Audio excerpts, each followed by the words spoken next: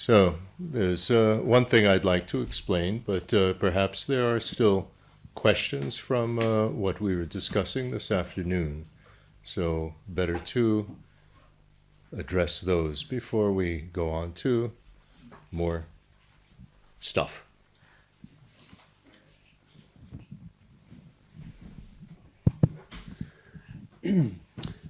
I would like to come back again to this question about seeing the person.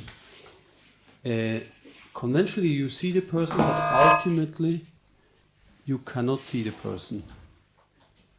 No. That's the Svatantrika point of view, that conventionally you know things dependently arise, but so that actually there's some self-establishing thing that they're there, but ultimately they don't. So that's a dichotomy.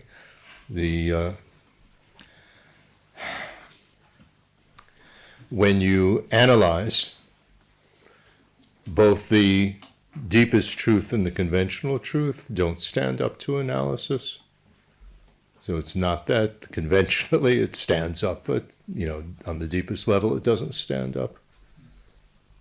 Just as things don't arise from self and other on the deepest level, they also don't arise from self and other on the conventional level. I think that's a verse in Madhyamaka Avatara. But doesn't so you don't see a self-established person conventionally either. However, there is a person.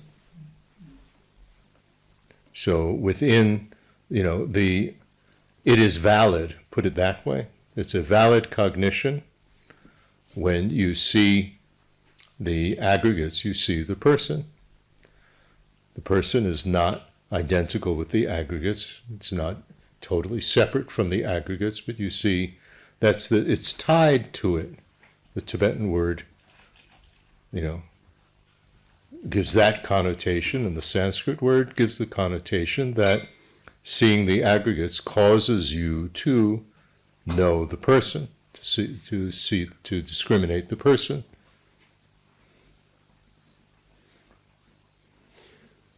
When it's a live person, otherwise it's a corpse. It's no longer a person. But it says when an Arya being goes into meditation, everything disappears. Well, that is the total absorption, is how I like to translate it. During the total absorption in voidness of an Arya, there is no appearance. The mind does not make the appearance of the basis of voidness. But Serkong Rinpoche, the old one, used to explain it that when you look at somebody, you're sitting in a room and you look at them outside the window, you only see the top part of their body. That doesn't mean that they don't have a bottom part of their body. You don't see their legs, but that doesn't mean that they don't have legs. So he explained it like that. It's that the mind of an Arya who's not a Buddha is still limited. Mm-hmm. So it can only see voidness or the basis for voidness. See meaning that it is manifest, not manifest, but that it actually appears.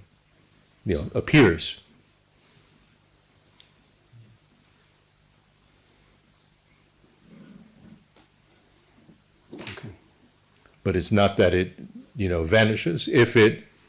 That's another verse from Chandrakirti, that if voidness caused in refuting the defining characteristic of an object, that if it caused the object to not exist, then it would be, voidness would be totally unreasonable. Voidness doesn't destroy,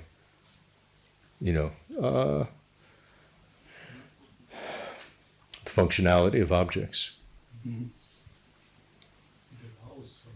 Pardon? It allows functionality. It allows functionality, right.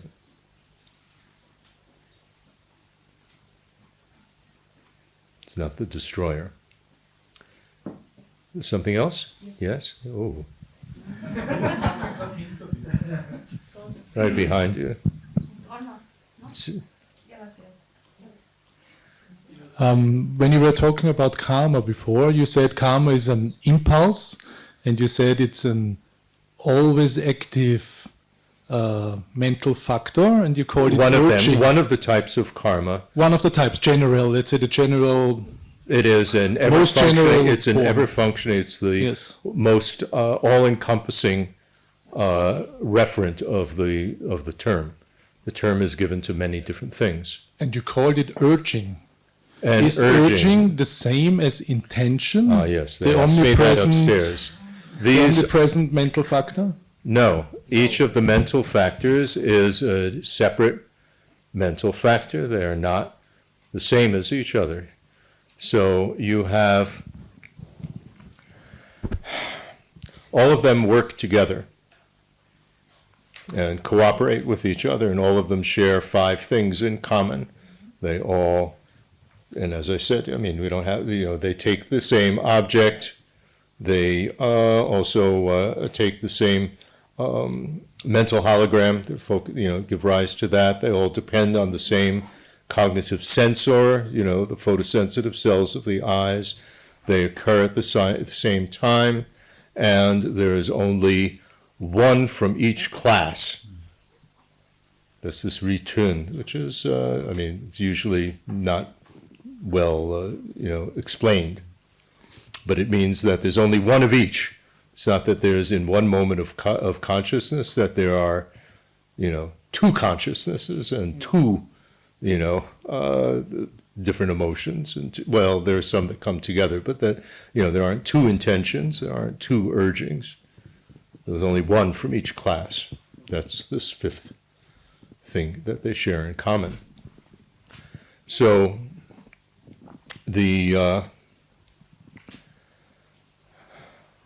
with the consciousness is aware of the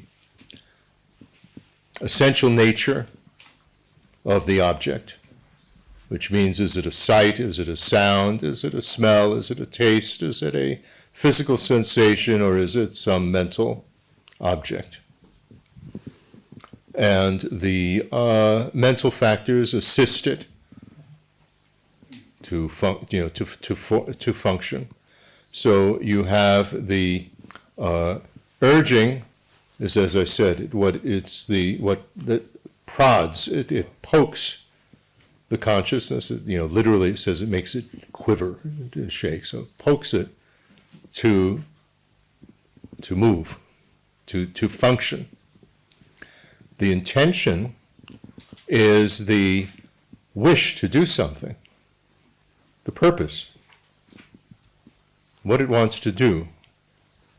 And then there is the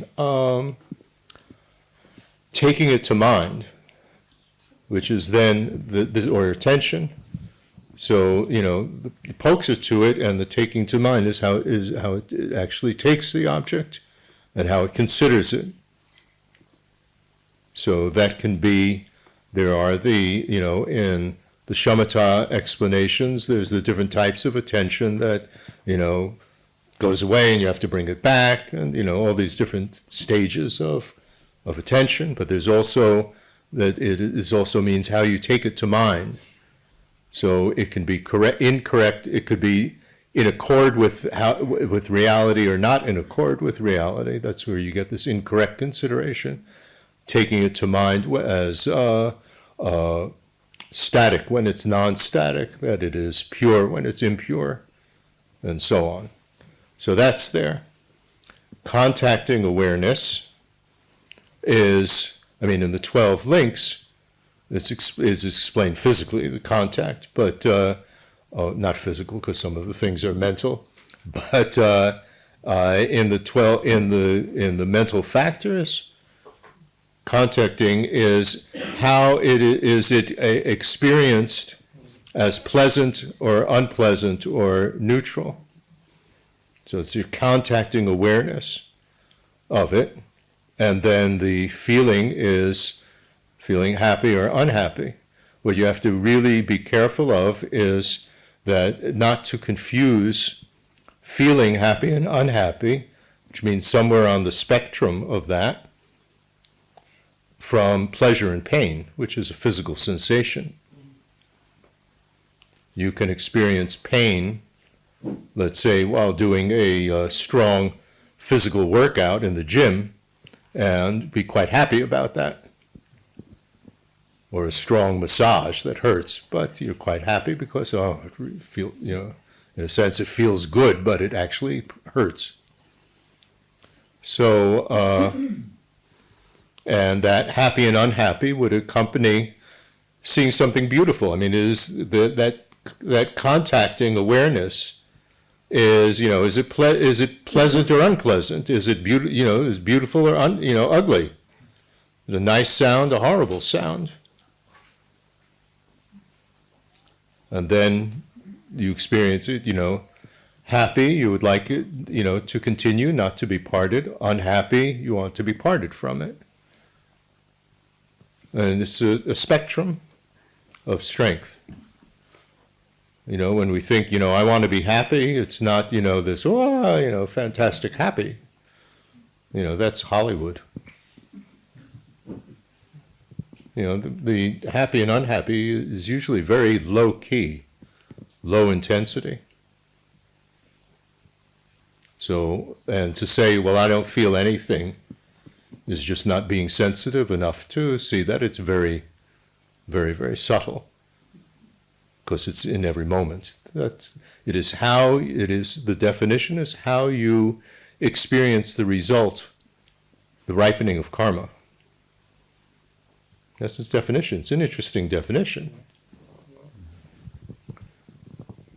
That's what differentiates a computer, artificial intelligence, from the mind of a sentient being. They don't experience, the computer does not experience, what it displays or what it knows. Doesn't feel happy. If it crashes, it doesn't get unhappy. That type of thing. So these mental factors are individual and they work together. So you have to be careful, because some people translate the mental factor, which I call urging, as intention. And so this was asked, during dinner, that when it says that, what was the English expression? Volitional action. A volitional action. Volitional, actually in English, that means you want to do it. But this comes from, in one of the verses in Vasubandhu, the treasury of Abhidharma. He explains that a killing needs to be, and the word, if you look at it in Sanskrit, you know what it is. It's unclear in the Tibetan word, because the Tibetan word could mean many different things. But the Sanskrit word means that it has been thought over with, the action of the mind before, of thinking with malice, and decided upon. And then you do it. That is the actual heavy killing that will, and it has to be the correct distinguishing. That's the heavy killing that causes rebirth. If you step on an ant or drive over an ant with your car, that's not killing. It wasn't, I'm going to go out with my car and kill and run over insects. That's, the purpose of driving. That's not it. And this is to counter the Jain position which is that, because then they say, if you light a fire and a moth flies into it, this is why they don't cook. So to avoid that extreme of the giant, so basically to attain liberation, they just sit and do nothing.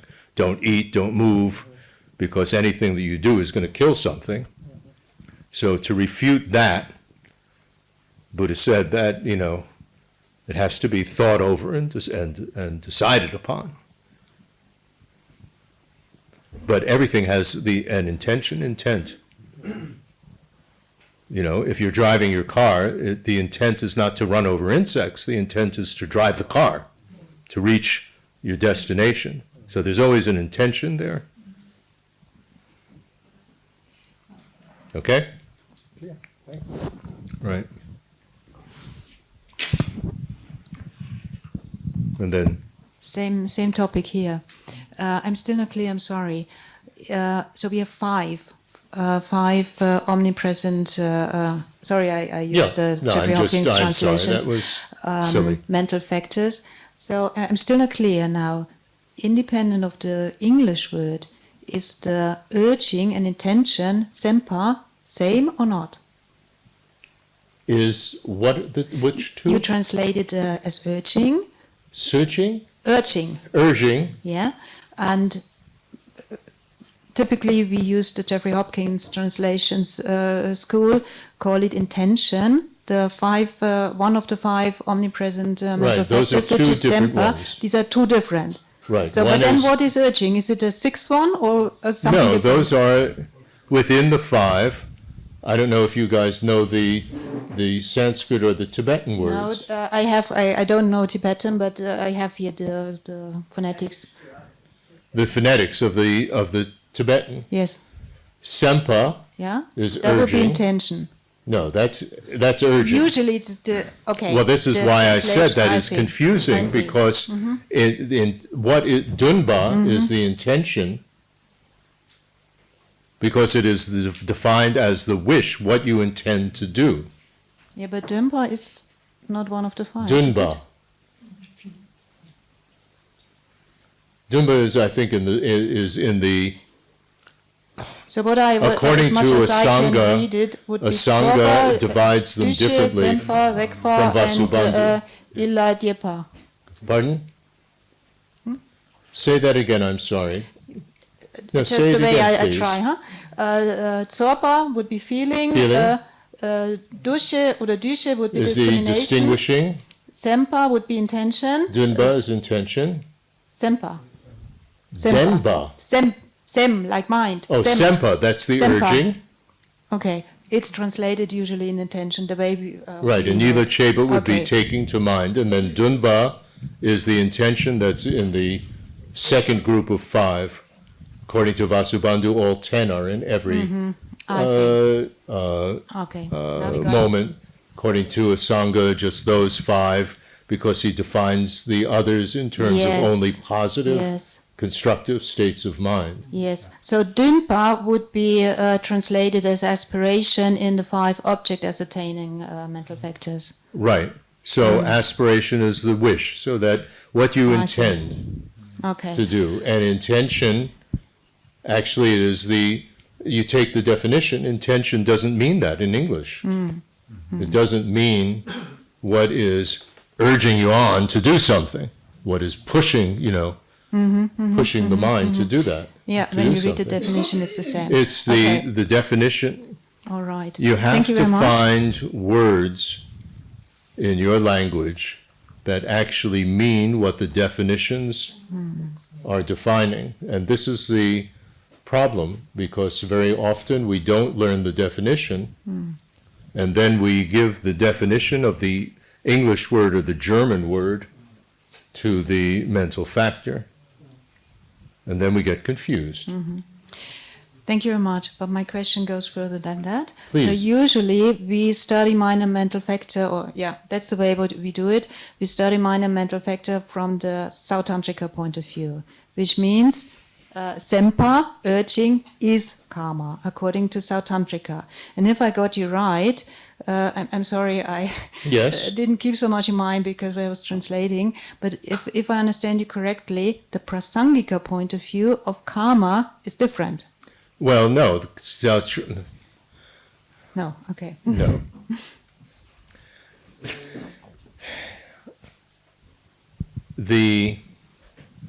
First of all,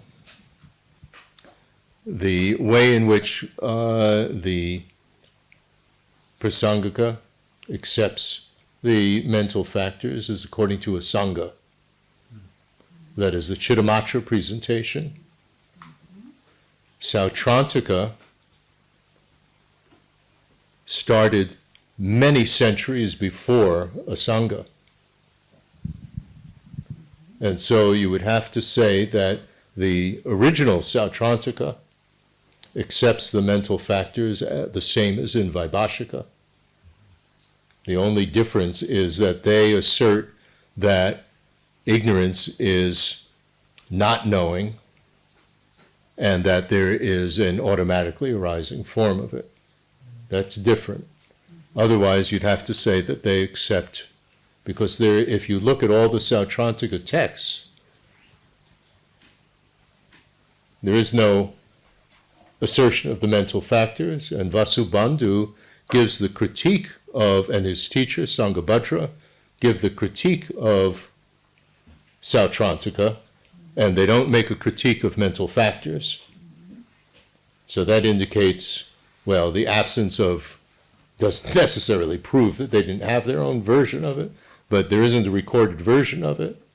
And I don't believe in Dinaga or Dharmakirti's texts that they actually, they have the ways of knowing is accepted by Sautrantika, but I don't think that they set, they have their own set of mental factors in there, in the text. I may be wrong, but I believe that it's not in those texts.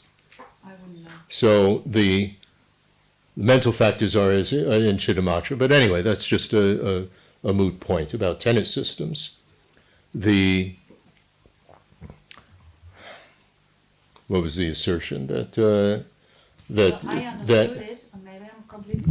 So maybe I'm completely wrong, but what I remember, or maybe wrongly, the presentation that we usually study with mind and mental factor and Lorik is not the prasangika view. So I thought it is a Sautrantika. You say now. Well, it's actually Chittamatra. The prasangikas accept that. And I understood that you said the prasangika view of karma is different. Yeah, right. Because here in the description of mind and mental factor, the omnipresent factor of urging is the karma. Right. It is. Okay. Karma is a very general word. Not all karmas are included in the second noble truth. So what the second noble truth is always referring to are in the 10 destructive actions and 10 constructive actions. That's why they always make such a big point about talking about those 10. So now, in the definition of a sempa, an urging, it is an impulse of the mind, is how it is defined. That doesn't mean that it is, it's omnipresent. So it's in every moment. So you can't get rid of it. A Buddha has a purified form of it, but, it's there. So the troublemaker one is the one that pokes the mind and draws the mind like the magnet with all the mental factors along the 3 destructive and 3 constructive actions of mind. Now, according to Sautrantika and Chittamatra,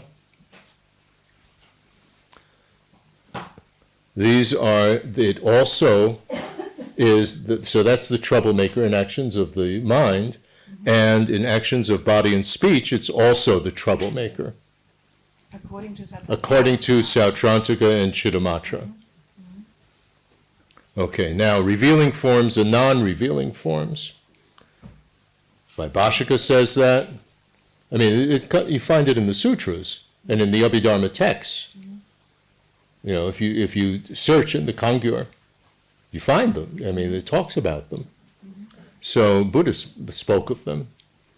That's why, you know, it's very, in any case,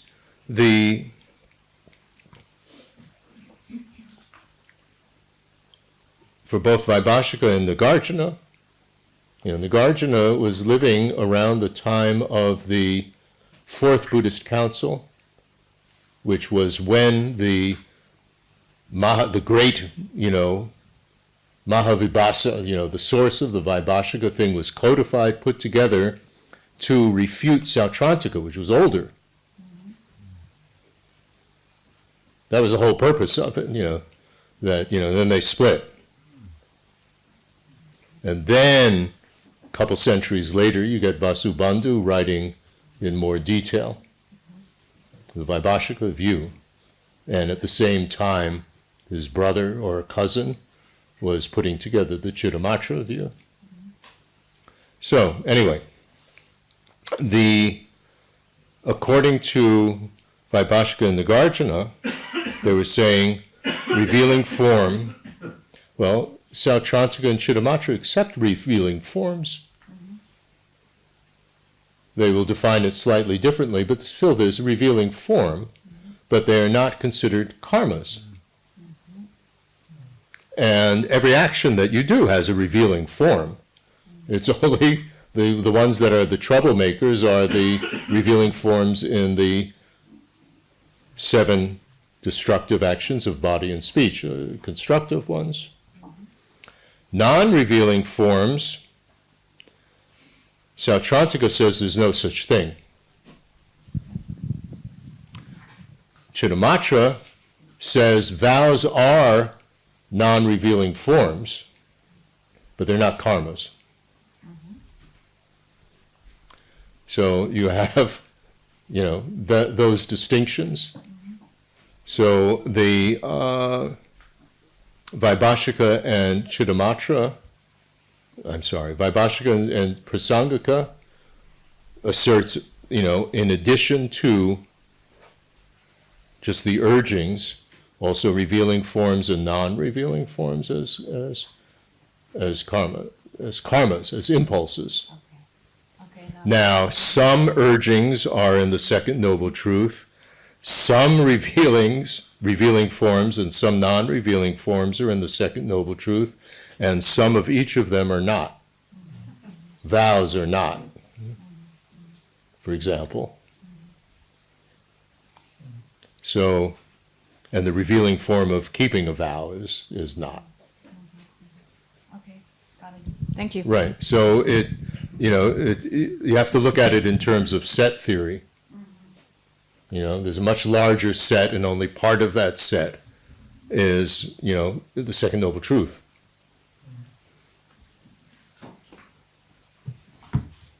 Okay? Thank you. Good. Okay, you had a question?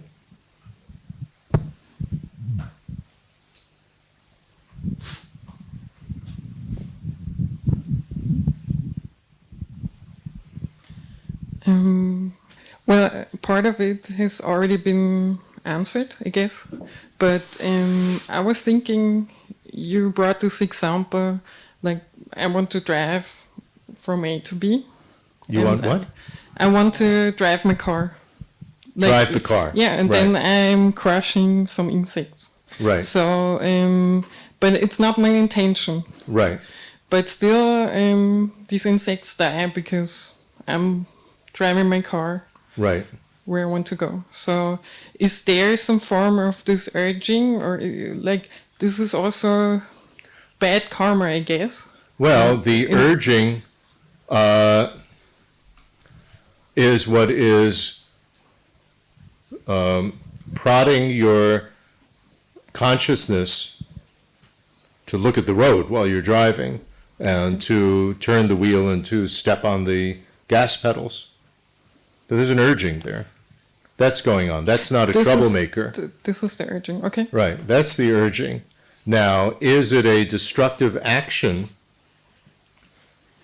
That's hard. I mean, again, this is my own analysis. I haven't seen this in the text.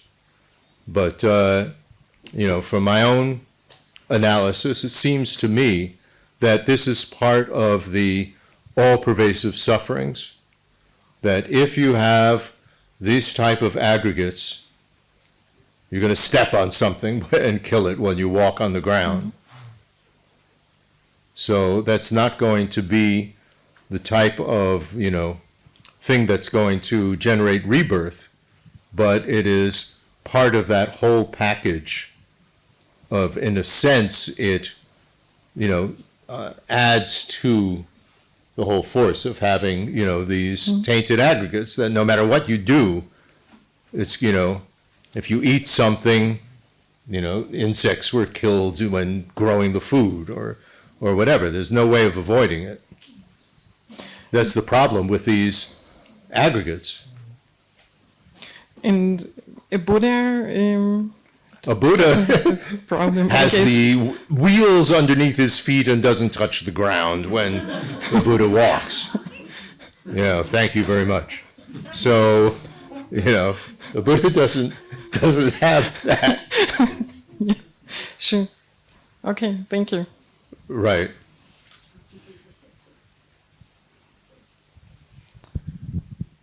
Okay? I have a question.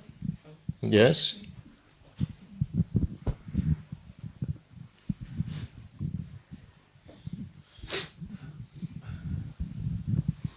My question is about function and emptiness.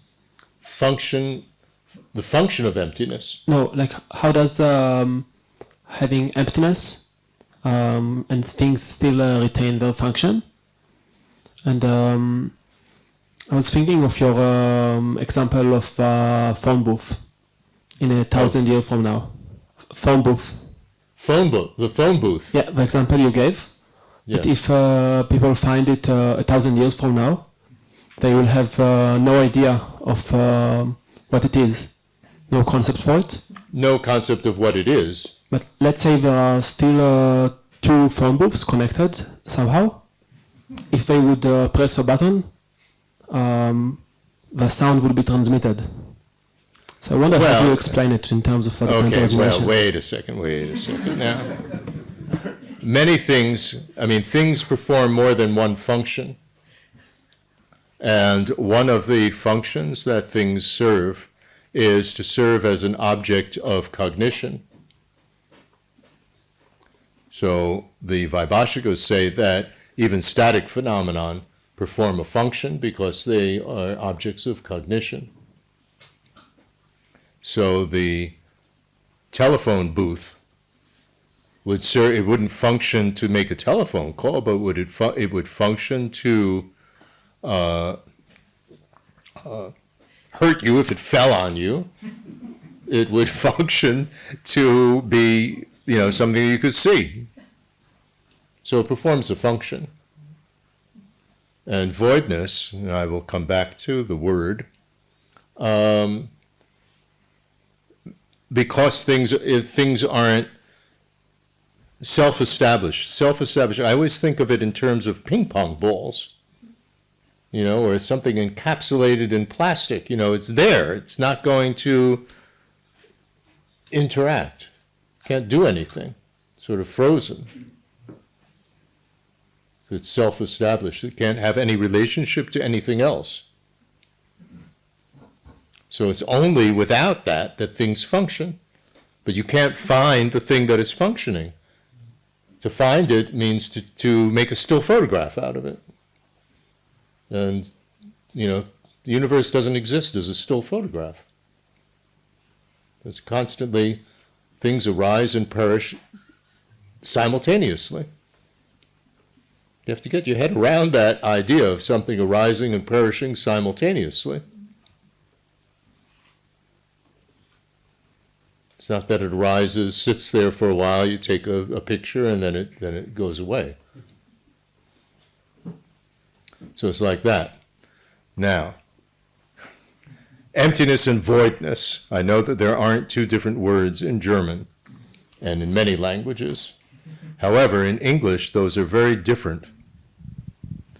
Emptiness works for all the non-Prasangika schools. It does not work for Prasangika. Emptiness means a glass. There is a glass, and it is empty of something. There's no water in it. You are left with the glass. That is the connotation of the word emptiness. Absolutely wrong for Prasangika.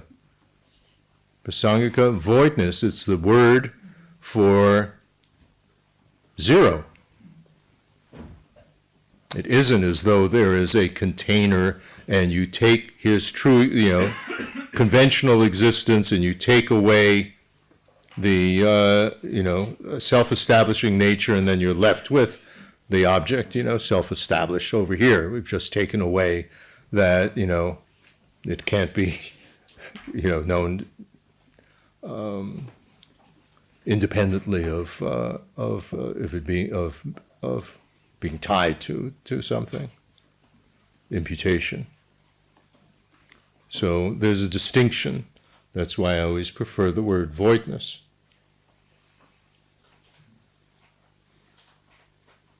But you have to understand also that it is not a, sorry if this is a little bit sophisticated, but there are two types of negation phenomenon, a implicative and non-implicative. So when you have refuted, negated the object to be refuted, does it toss, is the word that's used, does it throw, that's why I said in this footprint, does it throw both a negation phenomenon and an affirmation phenomenon? So when you talk about even the word emptiness, it's not that. It's not that it leaves behind the glass. It's not that.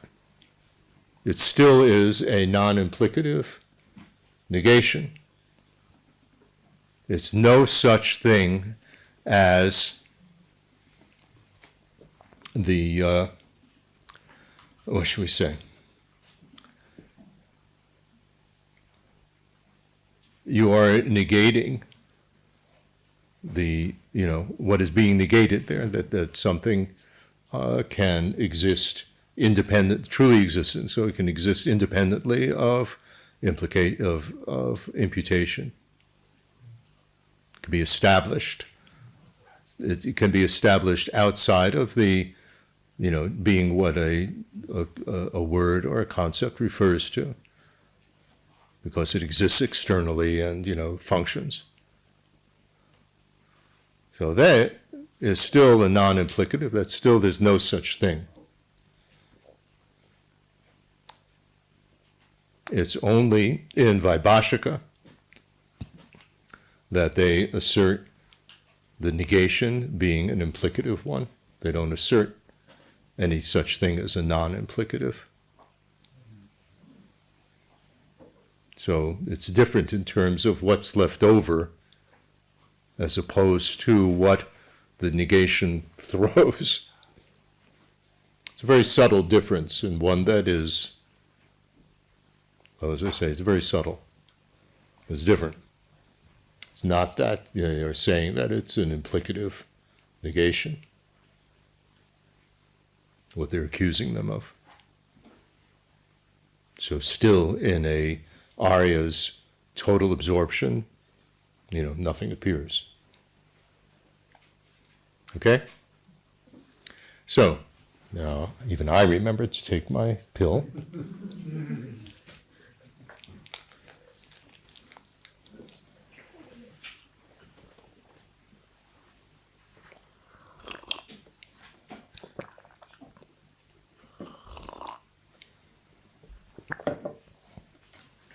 Okay, now what I wanted to, are there any other questions?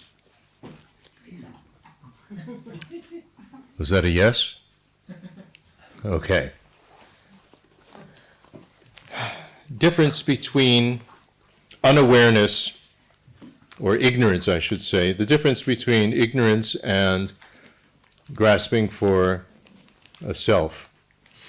Mind you, grasping for a self is, Rinpoche didn't specify, grasping for a self, which means an identity, a true identity of a person or of all phenomenon.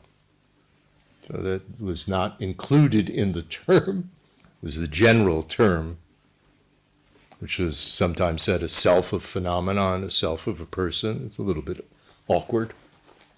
But anyway, these are different.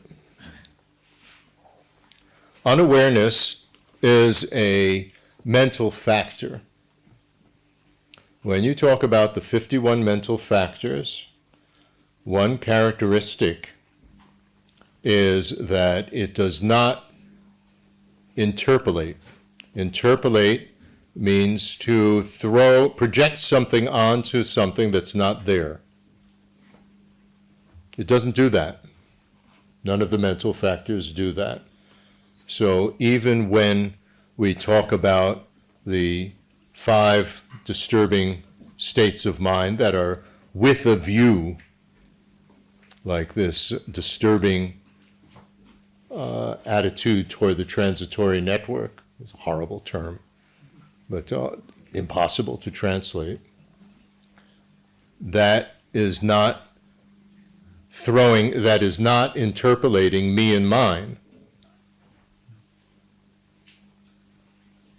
That is searching for a basis for, the grasping for the me or mine. We'll get to that, but it is not actually adding the me and mine. It's searching for the basis. On the basis of that, the so-called grasping projects. So unawareness is either not knowing, that leads to the mind being obscured and conceiving of it in an opposite way, or it is misknowing. Misknowing is to take something to exist in the opposite way, but it's not projecting onto it the opposite way. It's just not knowing, or not knowing that this is wrong, that this is incorrect, or misknowing, thinking that it is correct when it's not. Now, the grasping, as I explained yesterday, is the word to take. It's not the word to grasp. It's the word to take.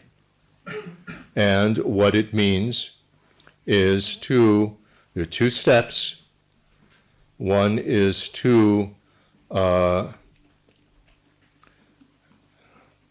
take an object. Well, there are 2 things. It is taking an object as your object of cognition. So it is just to cognize something, to take it as an object of cognition. And the other is to take it to correspond to reality. To take it as me or mine. To throw it, this me or mine onto it. So, what is the cognitive obscuration? What prevents omniscience is the mind projects this appearance of truly established existence or self-established existence. And then the emotional, what's in the one preventing liberation, is to take it to correspond to reality. So it is this,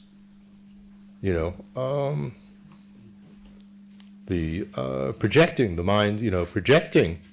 So it projects truly established existence. It projects truly me, or me identical with the aggregates, or me, that was the Charvaka view, basically, of the Indian tenet systems, or me that is separate from the, different from the aggregates, that just comes in and uses it as its house, and as something that it controls.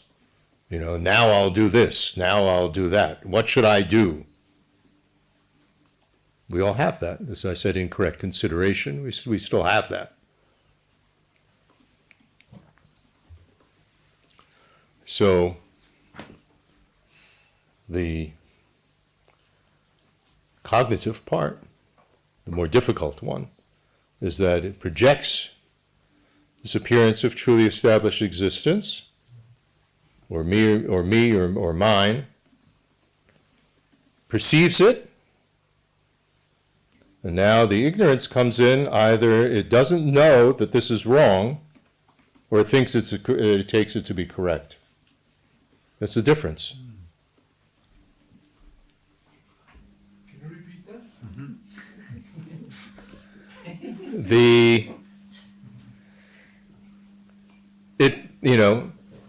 The deeper one projects the deeper, grasping for the self, okay? So, we have of persons or of phenomenon. Of persons, the rough ones would be that the person is static, partless, can exist independently when it's liberated. Subtle one is that it can be known by itself. So it projects that. That's either me or mine. And the one that pertains to all phenomena is that it is truly existent, or it's self-established, or, the tenet systems. So that is the false view that is projecting. And then it is perceived. So that's the second meaning of to take as an object. The unawareness is the mental factor. It's not doing the projection. Either it does not know that this is incorrect, or it takes it in the opposite way. It takes it to be correct. That's the unawareness. So that's why, Rinpoche was saying the root of ignorance is this dachshund, the self-grasping. But to just think of self-grasping, we tend to, at least in my mind, it's hard to differentiate that from self-cherishing. To just say self-grasping, self-cherishing. Well, what's self-cherishing? It's on the basis of this self-grasping. Self-cherishing means that you cherish yourself more than others. I'm sorry. Pardon? Yes. With the microphone, please. I'm sorry, I'm a bit tired. Could you just repeat? I didn't get it quite. Is there now a sequence? What is in if? Yes, if there is a sequence, which one is first? Ignorance or grasping? They are simultaneous. All right. Okay. They're simultaneous. Ignorance is in every moment, except the total absorption on voidness.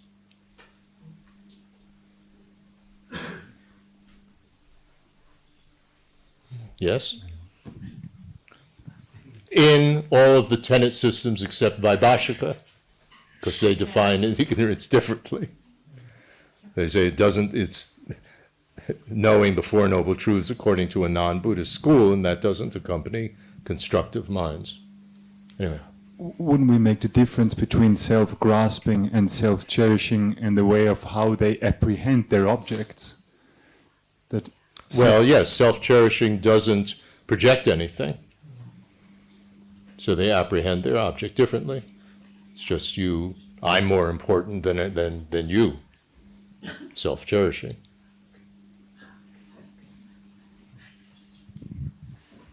The way I understood it so far is that the self-cherishing is a result of the self-grasping.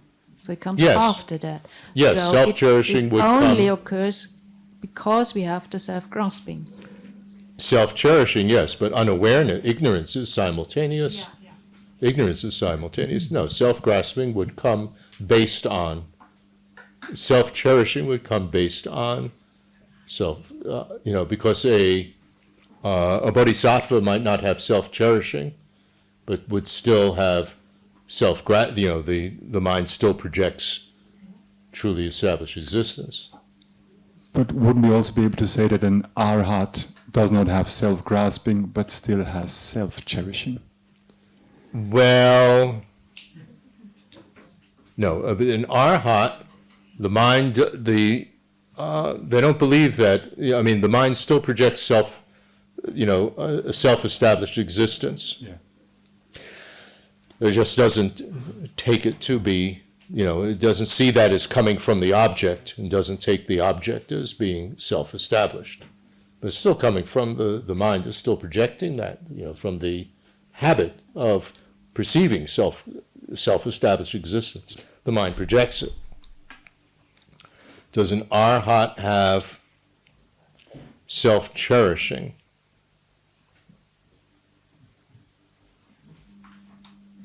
I don't know. I don't think necessarily so. I don't think necessarily so, because they don't have grasping for the self. If you don't have grasping for the self, then you wouldn't make a differentiation between self and other in terms of which one is more important, which one you prefer to be happy.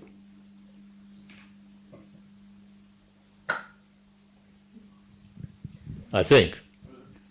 You have to just use, as the old Serkong Rinpoche, his last piece of advice to me, last time I saw him, just a couple days before he passed away, was always use logic and reasoning to figure things out.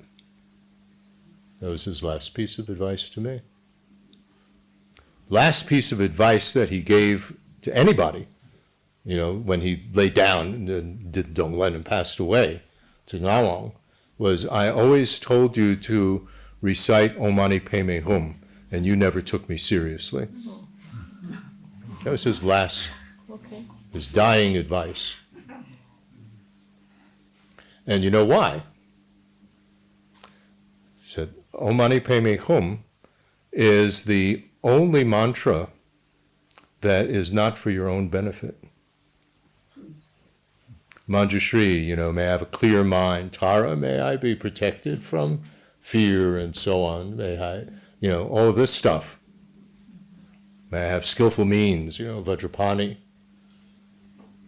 Compassion, Om Mani Padme Hum is solely you develop the state of mind for others, compassion for others. That's what makes it unique. And the best of all mantras. Anyway. May I ask something referring, you said unawareness either doesn't know that this is incorrect or thinks it is correct. Thinks it takes it in the opposite way. So in this, how does this refer to the grasping? Because this is something it's thing. No, the grasping makes the appearance, the wrong the false appearance, and you also see it. And you think it's correct in this. And then when you see this false appearance, either you don't know that it's wrong,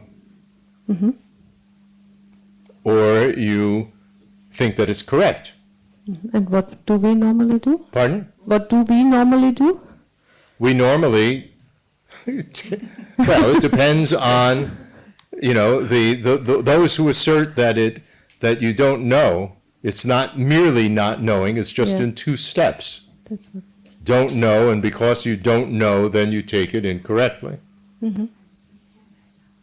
That's the next. So it's both steps normally. We have both Well, steps. no, either Vaibhashika and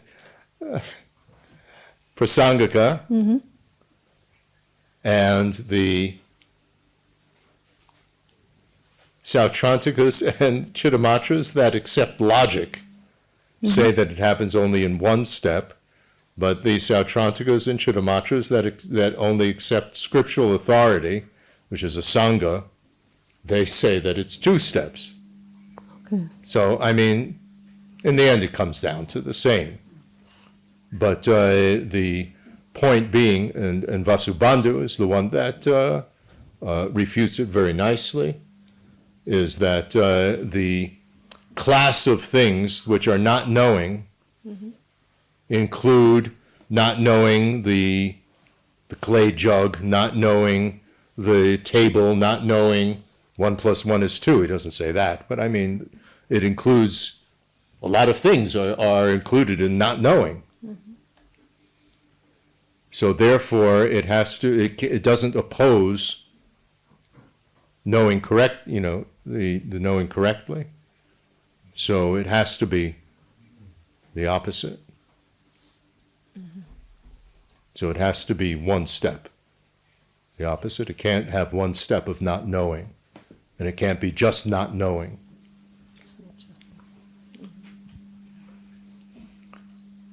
Oh, I didn't know that this was wrong. I mean, we think like that. I didn't know. I'm sorry. Well, but that doesn't oppose knowing it correctly. Yeah. What is it that causes the cognitive obscurations and then eradicates them? What causes karmic obscurations are the cognitive. Karmic. Cognitive. Cognitive. Yes. The cognitive ones are the habits of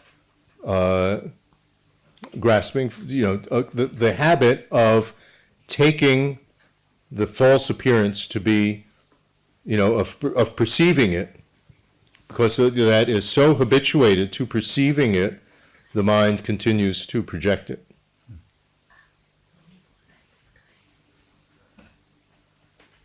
And is that in any... So it's the habit of the grasping, but it's the habit of it's not the habit of itself. I mean, you could say it's the habit of itself as well. I mean, it's the habit of the whole package, but if you think in terms of how it would work, if you are constantly seeing, I don't know, what would we say? I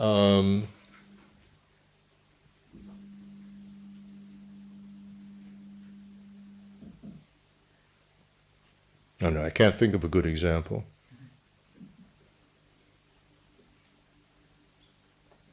If you are constantly seeing people shooting at you in the army, then your mind, even when people are not shooting at you, your mind would still project, when there's a loud noise, that, it's a bomb, that somebody was shooting at you. Because you're so used to, there's such an imprint of experiencing that the mind continues to project it. I think that's about an analogy. And then how is that eradicated? That is eradicated by further familiarity with voidness. If you can stay focused on voidness, which is not just the absence of it, but it is based on the refutation of it, the opposing of it. When something has already happened, it's absent. It's not just the absence, somebody walks out of the room, they're absent. But it is the, voidness that has refuted this, the wrong view. Well, if you stay in that focused, in that total absorption forever, well, the appearance is not going to come back. Buddha stays in total absorption without a break. That's how you get rid of it. And the Buddha is able to do that because the Buddha sees. How does the Buddha see the two truths simultaneously? You can't see the two truths simultaneously. It's impossible. Because one is the absence of self-established existence, the other is the presence of what resembles self-established existence. Self-established existence doesn't exist, so it can't appear. But if there's something that resembles it, appears, is how it's explained. So you can't have the two in the mind, but what you can focus on is simultaneously the voidness of both. That's the inseparability. The voidness of both, and to focus on the voidness of conventional truth, the object of it is all phenomenon. So that's your omniscience.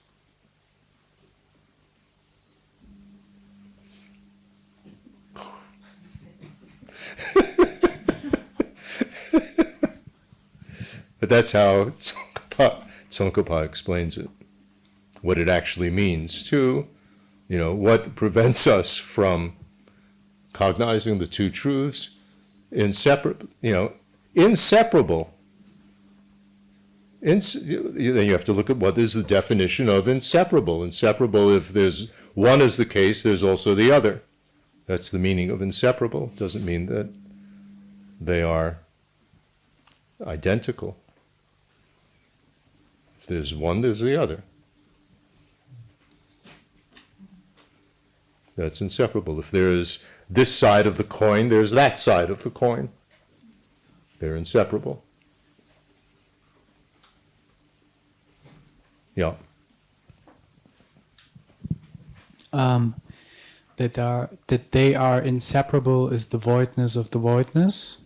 No, that the voidness of voidness and the voidness of all phenomenon are inseparable.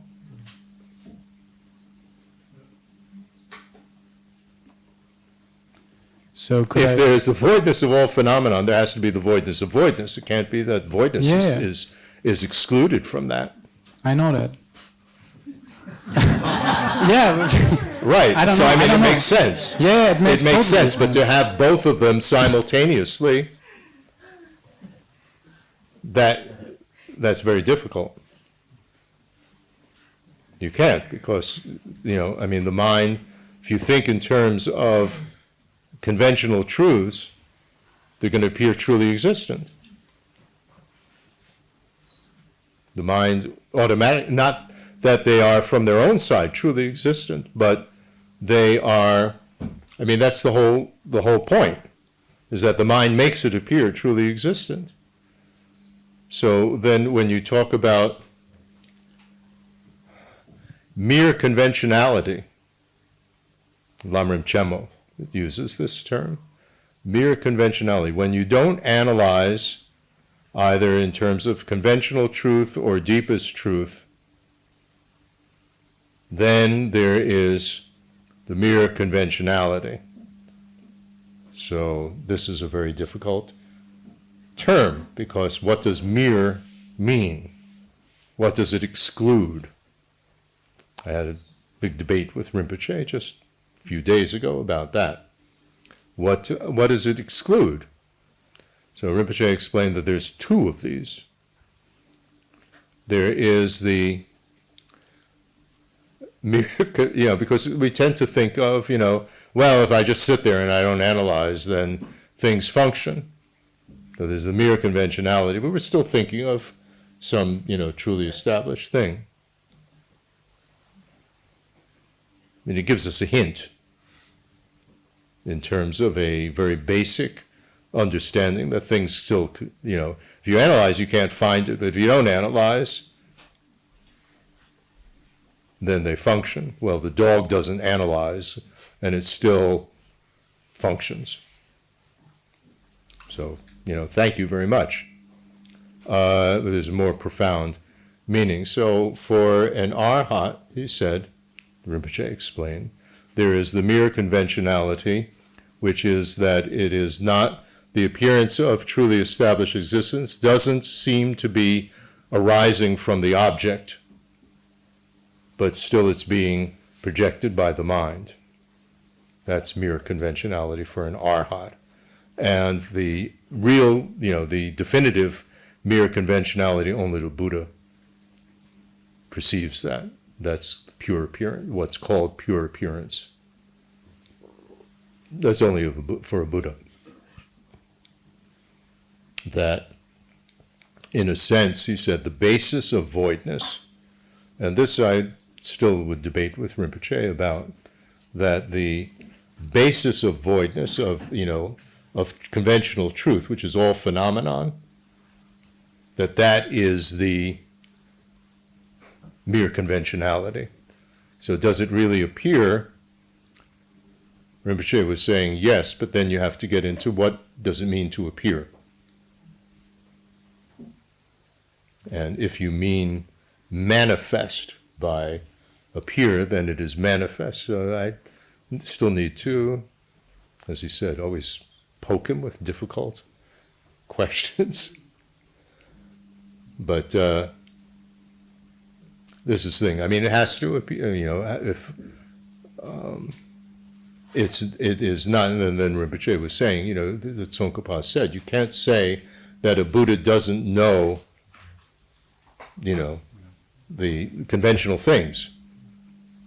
Because the Buddha teaches, and the Buddha, who's the Buddha's talking to when a Buddha's teaching.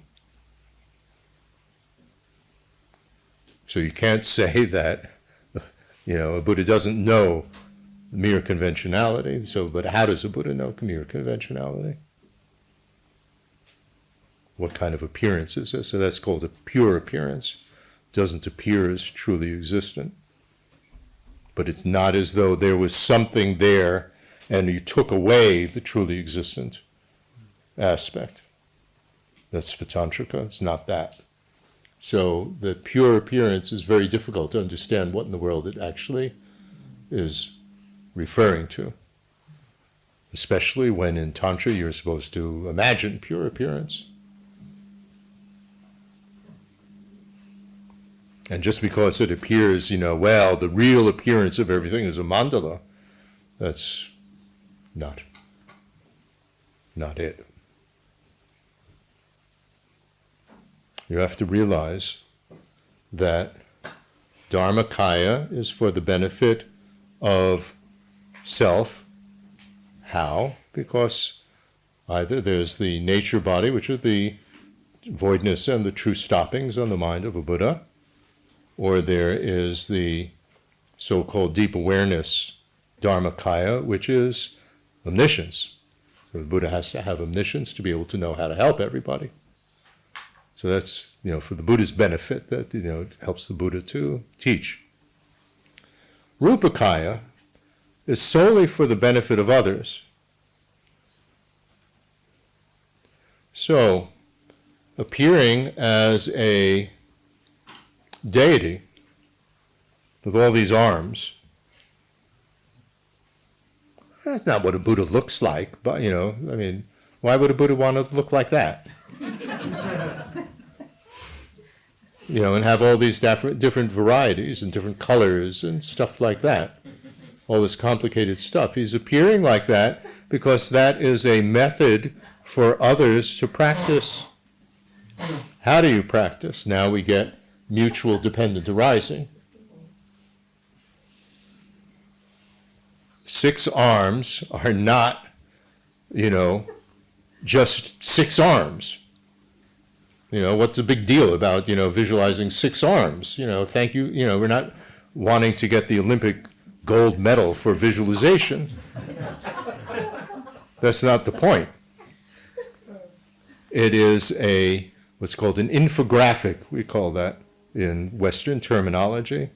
It represents something, the 6 perfections, 6 paramitas. You have to think, the 2 of them have to be simultaneous. Just to visualize the 6 arms is pointless. with the 6 arms. The whole point is that's why it's so advanced. If you don't have, this is the 5 types of deep awareness, this is, the 2 truths, this is, all this stuff that they represent. This is a way to put it all together and have it simultaneously in one moment. Not just what represents it, but what it stands for. They are mutually dependent on each other. That's what makes it so difficult. And why what we just struggle to visualize is not going to get us anywhere. We'll get the gold medal, as I said, for visualization. If you don't, what is this representing? That's there. The 4 arms, 4 ways to gather disciples, to influence them. The 6 arms, the 6 perfections, body, speech, and mind. I mean, all this stuff that's there. So that makes it. So, and Buddha appears as a method for others people to be able to practice to become a Buddha. That's why Buddha appears like that. Rupakaya.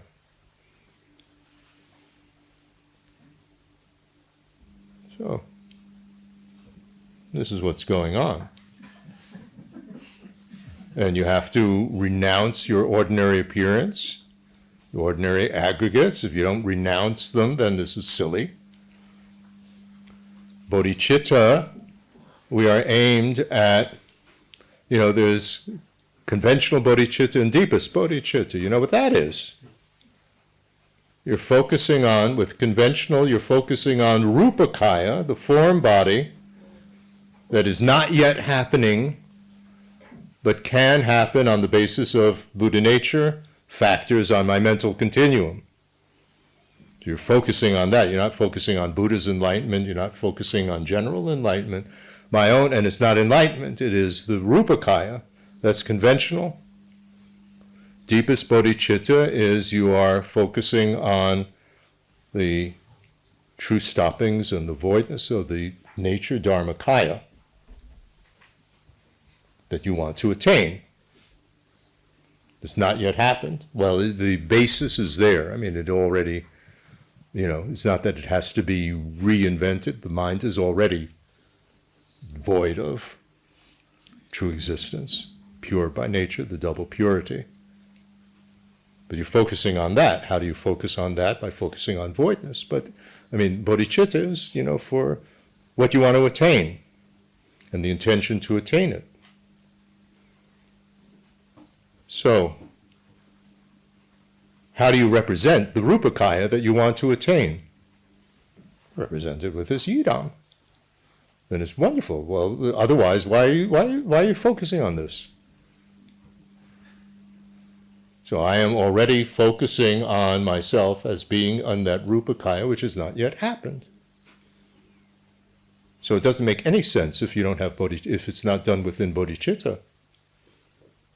Makes no sense. And the voidness of it. Otherwise, I'm truly this.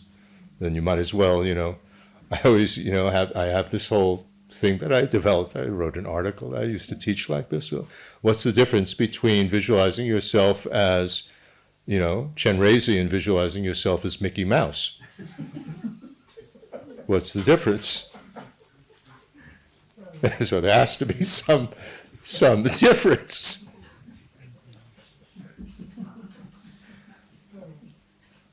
So we have,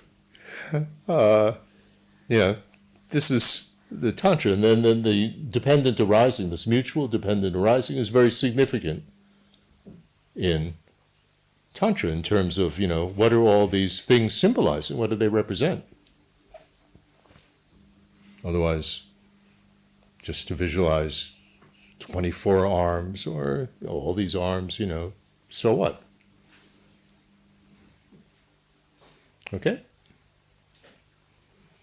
Good. Anything else, or shall we end for this evening? I think we should. Yeah. Everybody's tired. Everybody's tired. Okay. Also, thank you so much for your time. Aren't you tired yourself? No, I'm not tired at all. I'm not tired at all. Well, you get energized. I mean, when you teach, you get energized. It makes it difficult to go to sleep. That's right. Right. So it's a sucking all the energy out of the people, the vampire type of teaching. Anyway, maybe enough. We have more sessions. And thank you for your attention and patience with all of this. I hope it's not flooding you with too much. Alex, just one question there. Yes.